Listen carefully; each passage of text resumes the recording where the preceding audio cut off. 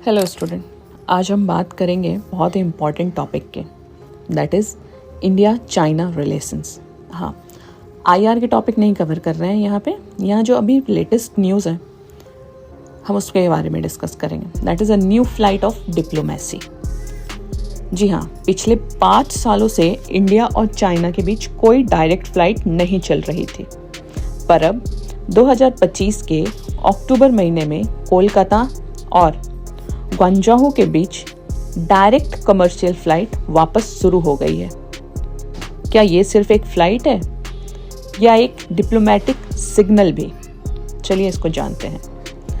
आज हम यही समझेंगे कि इस डेवलपमेंट के what, why and how, right, इन तीनों पॉइंट्स को कवर करेंगे और इंडिया के लिए इसका क्या मतलब है ये भी जानेंगे। तो व्हाट एग्जैक्टली हैपन, हुआ क्या है, राइट?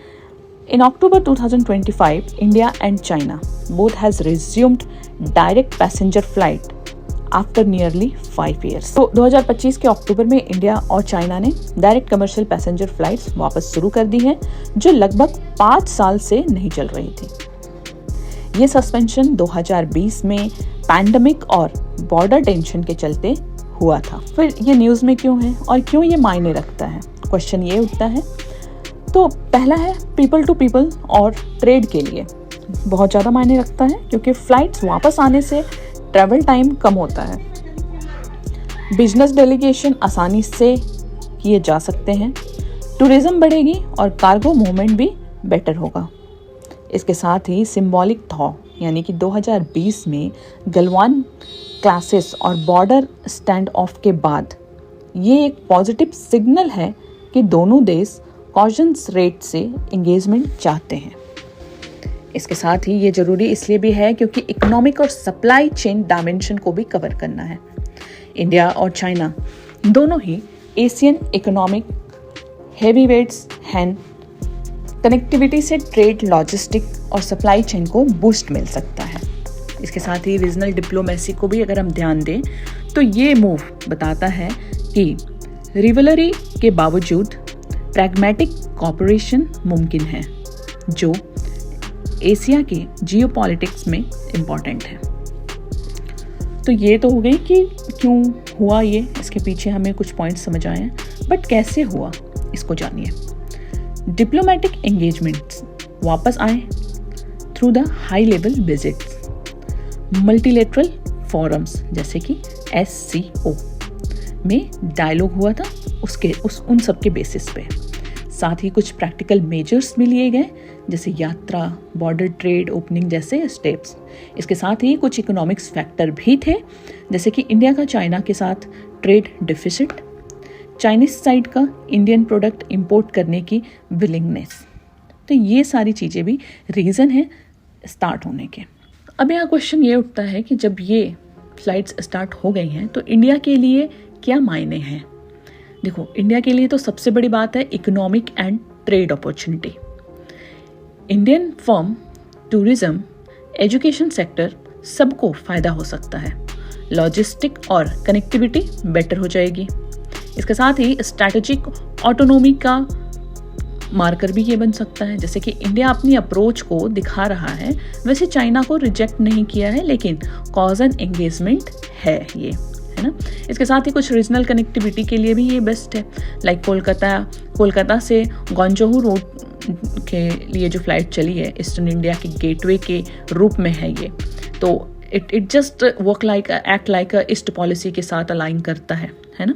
तो इस चीज़ को भी आप बता सकते हो। दूसरा ये है कि क्या मायने हैं कि बॉर्डर इशू जो है, लेकिन बॉर्डर इशू तो है ही, उसमें भी थोड़ी सी तो रियायतें होंगी, जैसे सिर्फ फ्लाइट ही नहीं, कोर इशू जैसे ट्रुप डिप्लॉयमेंट, बाउंड्री डिमार्केशन वगैरह, अभी ये सब पेंडिंग है, अभी शटल डाउन नहीं हुए हैं, but we will look it कि फ्यूचर में मे बी हम इसमें भी कुछ चेंजेस ला के इस कॉन्फ्लिक्ट को भी रिजॉल्व कर लें।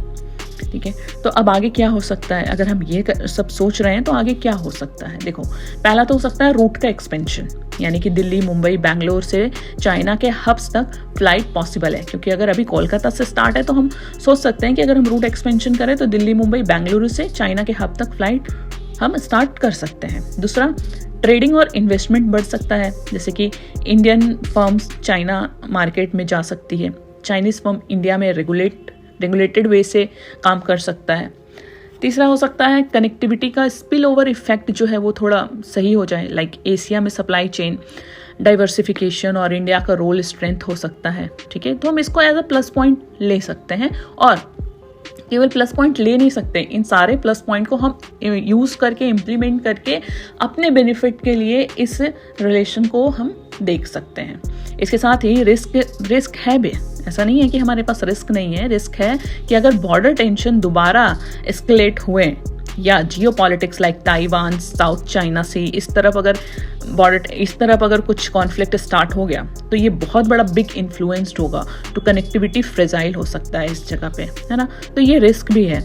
इंडिया का लिवरेज, इट मीन्स कि कनेक्टिविटी को इंसेंटिव बनाया जा सकता है, लेकिन इंडिया को अपने सिक्योरिटी और स्ट्रैटेजिक इंटरेस्ट को प्रोटेक्ट करना होगा विद दिस रिलेशनशिप, राइट।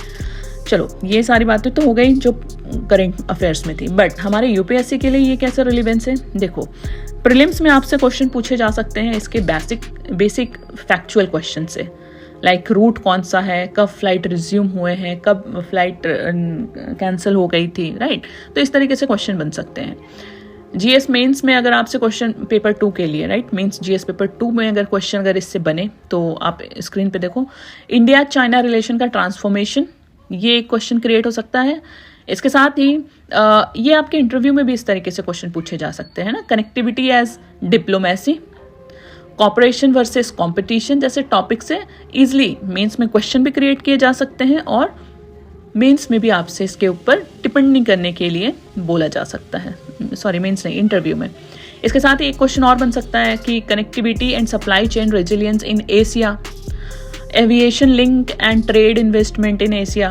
तो इस तरीके से क्वेश्चन को भी क्रिएट किया जा सकता है in the economics point of view, तो ये क्वेश्चन भी यहाँ से जनरेट हो सकते हैं।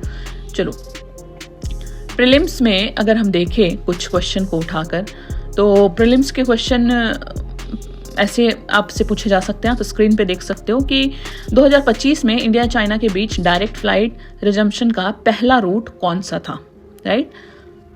दिल्ली टू चाइना के किसी भी एयरपोर्ट का नाम आपके साथ ऐड कर दिया जाए, या फिर मुंबई टू हांगकांग, मतलब इस तरीके से आपके 4 ऑप्शन क्रिएट हो सकते हैं, कोलकाता तो जो भी का है।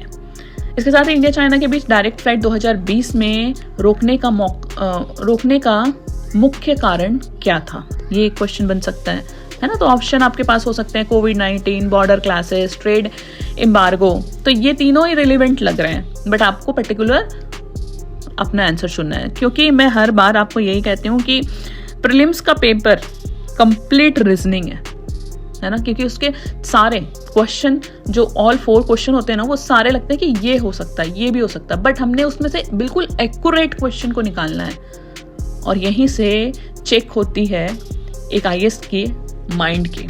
क्योंकि जब आप ऑफिसर बन के, जब आप कलेक्टर बन के, जब आप डिस्ट्रिक्ट कलेक्टर या आप आईआरएस बन के जब आप अपने ऑफिस में बैठोगे ना, तो वहाँ पास लमसम वाली बातें नहीं चलेगी, या ऐसा हो सकता है वाली बातें नहीं, आपको एक्यूरेट क्या प्रॉब्लम है वो समझना होगा, क्योंकि सारी चीज़ें आपको लगभग एक सी दिखेगी, उसमें से आपको जो मेन प्रॉब्लम है उसको देखना है। तो ये जो मेन प्रॉब्लम है ना, यही सेम चीज़ आपको अपने आंसर में भी यूज़ करना है, सेम स्ट्रैटेजी। क्योंकि जब हम आंसर कर रहे होते हैं ना, तो हमारे माइंड में ये नहीं रहता है कि एग्जैक्टली हमने इसमें करना क्या, हमें लगता है हाँ ठीक है आंसर निकालना, नहीं, आपको वो माइंडसेट डेवलप करना होगा जो माइंडसेट वहाँ ज़रूरत है। आप जिस चेयर पे बैठने के लिए पढ़ाई कर रहे हो, उस चेयर में बैठने के लिए जो माइंडसेट चाहिए, जो स्ट्रैटेजी चाहिए, वही सेम स्ट्रैटेजी, वही सेम माइंडसेट आपको अपने एग्जाम हॉल में भी दिखाना है। आपको अपने एग्जाम हॉल में ये दिखाना है कि किस तरीके से आप एक्यूरेट क्वेश्चन को ढूंढ लोगे, ठीक है। तो prelims ultimate the entire prelims paper is a reasoning paper, ठीक है। हम कहते हैं कि नहीं, प्रीलिम्स के दूसरे पेपर में हमारा एक सब्जेक्ट है रीजनिंग, मैं कहती हूँ कि आपका दोनों पेपर कंप्लीट रीजनिंग है। उसमें आपको अपनी बेस्ट टू बेस्ट एनालिटिक्स को यूज करके अपने परफेक्ट और एकदम एक्यूरेट आंसर को ढूंढना होता है, राइट। मेंस स्टाइल क्वेश्चन भी आपके बन सकते हैं 250 वर्ड्स के, 150 वर्ड्स के। देखो स्क्रीन पे है, evaluate the significance of the resumption of direct flights between India and China in 2025. In the light of India's foreign policy goal and regional connectivity aspiration, right. दूसरा क्वेश्चन हो सकता है discuss how the connectivity is emerging as an instrument of diplomacy in Asia with the special reference to the India China example. तो इस तरीके के question बन सकते हैं। अगर आप इस क्वेश्चन को लिखना चाहते हो तो डेफिनेटली आप प्रैक्टिस के लिए इसको लिख सकते हो, क्योंकि आप जब टॉपिक पढ़ रहे हो तो टॉपिक को पढ़ने के बाद आपने क्या समझा, राइट, आप कितना उस पर्टिकुलर टॉपिक से रिटेन कर पाए हो अपने माइंड में, इस चीज को जानने का सबसे अच्छा तरीका है कि आप इससे रिलेटेड मेंस के क्वेश्चन लिखो। ठीक है, लिख तो लिए, अब टेंशन है कि इवेल्युएट कौन करेगा, बताएगा कौन कि कौन सही है। तो आप हमारे चैनल के मेल आईडी पे या कमेंट सेक्शन पे अपने आंसर को भेज दो। हमारी टीम बैठी हुई है, आपके answer free of cost evaluate करके आपको शेयर कर सकती है।